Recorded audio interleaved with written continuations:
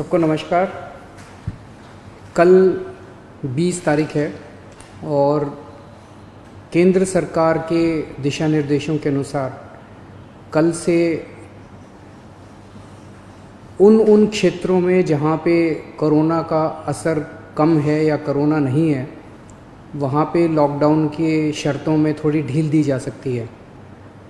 तो हम सब लोगों को बैठ के ये सोचना है कि कल से क्या ढील दी जानी चाहिए और अगर ढील दी जानी चाहिए तो कितनी ढील दी जानी चाहिए। केंद्र सरकार का कहना है कि जो हॉटस्पॉट्स हैं और जो कंटेनमेंट जोन्स हैं उनमें ढील फ़िलहाल नहीं दी जानी चाहिए, क्योंकि वहाँ पे स्थितियाँ ख़राब हैं और अपने को कंट्रोल करने की ज़रूरत है। दिल्ली में 11 ज़िले हैं।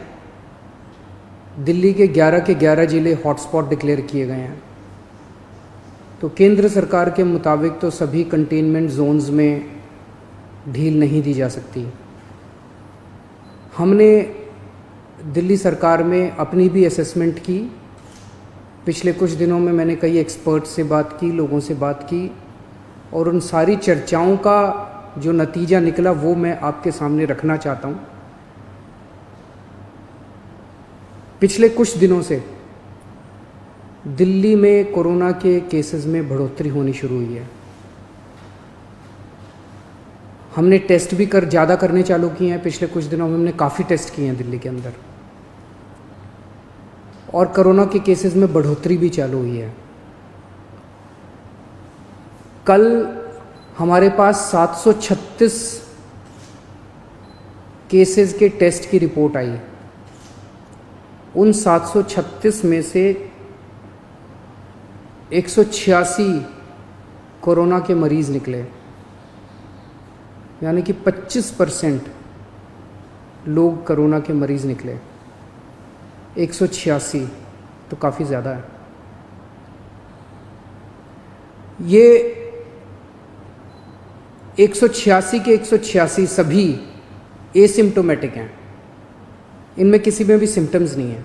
किसी को बुखार नहीं है, किसी को खांसी नहीं है, किसी को सांस की शिकायत नहीं थी। उनको पता ही नहीं था कि उनको कोरोना है। उनको पता ही नहीं था कि वो कोरोना लेके घूम रहे हैं इधर उधर। ये और भी ख़तरनाक बात है कि कोरोना फैल चुका है। बहुत सारे लोग कोरोना लेके घूम रहे हैं, और ये बीमारी ऐसी है कि किसी को पता भी नहीं चलता कि मुझे बीमारी हो गई है। कई बार सिम्टम्स नहीं आते, बीमारी हो जाती है। किसी आदमी का इम्यून सिस्टम स्ट्रॉन्ग है और वो घूमता रहता है, और पता नहीं कितने लोगों को कर देता है। तो ये 186 लोग अपनी अपनी ज़िंदगी में घूम रहे थे। इनमें एक व्यक्ति से जब हमने बात की, उसने बताया जी मैं फलाने फूड सेंटर में, हम लोगों को खाना बांटते हैं ना, दिल्ली सरकार लोगों को खाना बांटती है, पका हुआ खाना रोज़ देते हैं हम, लंच और डिनर। वो कहता है जी मैं पिछले कुछ दिनों से रोज़ सरकार के फूड सेंटर में जाके खाना बंटवाने का काम कर रहा था। आप सोचो उसने वहाँ कितने लोगों को इन्फेक्ट कर दिया होगा। तो मैंने आज ही आदेश दिए हैं उस फूड सेंटर में जितने लोग आते हैं, मैं एज्यूम कर रहा हूँ कि डेली वही लोग आते होंगे एक सेंटर में खाना खाने के लिए, उन सब की रैपिड टेस्टिंग करवाएंगे जितने भी लोग आते हैं।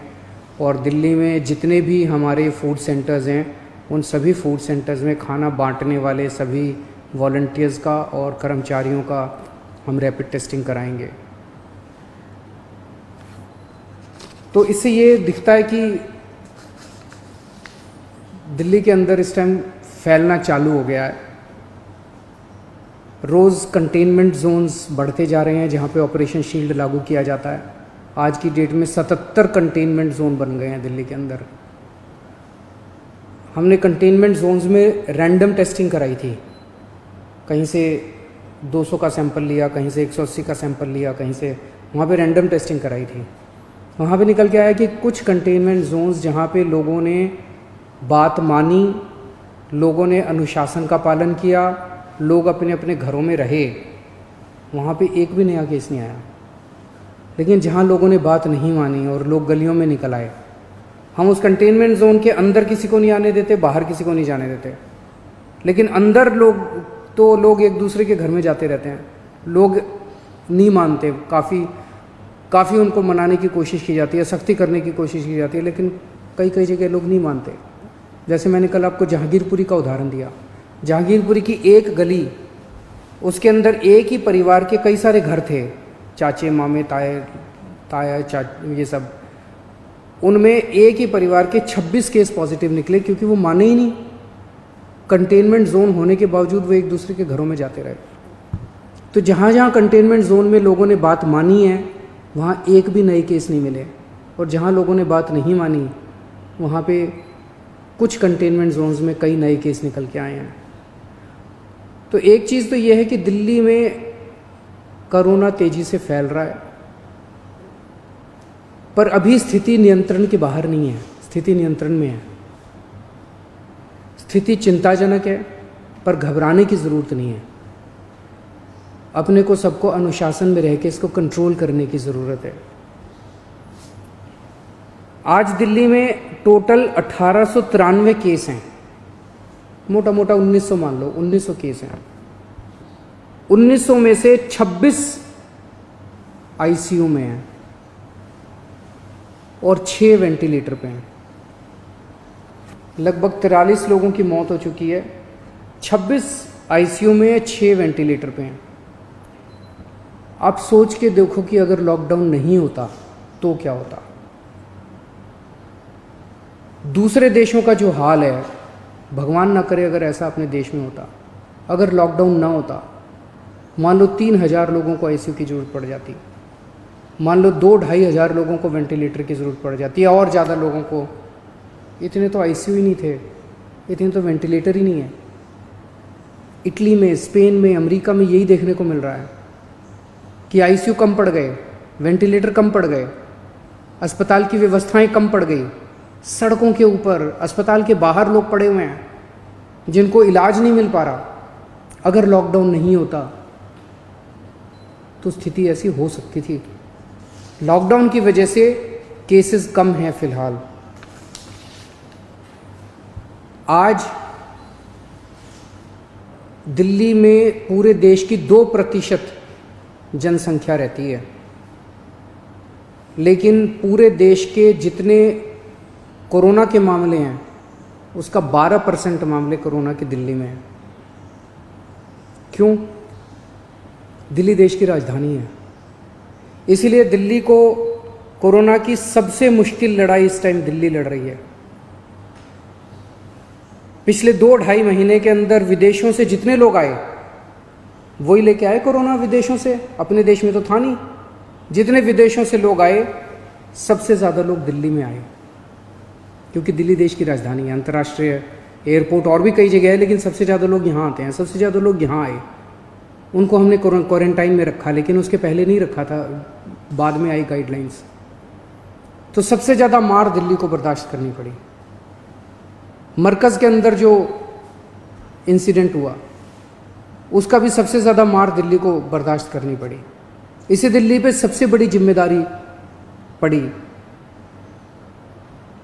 तो आज जब ये निर्णय अपने को लेना है कि कल से कुछ ढिलाई देनी है कि नहीं देनी, मैं भी देना चाहता हूँ ढिलाई।